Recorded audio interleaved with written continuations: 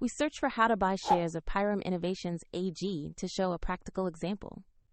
Pyrum Innovations AG develops pyrolysis-based tire recycling to recover materials and is listed on Euronext under the ticker PYRUM.OL. This clip is educational only and not financial advice. To buy shares, you need a broker account. I'll use eToro as a neutral example to walk through the steps. After registering, you will need to verify your account, typically by uploading an ID, and add funds before you can place a trade. Use the platform search field and type the ticker PYRUM.OL to locate the listing. Check the search results carefully to make sure you select the correct Pyrum Innovations AG entry. On the asset page, you can review basic company information and the price chart to confirm this is the right stock. Look at the issuer name and ticker to verify you have the correct listing.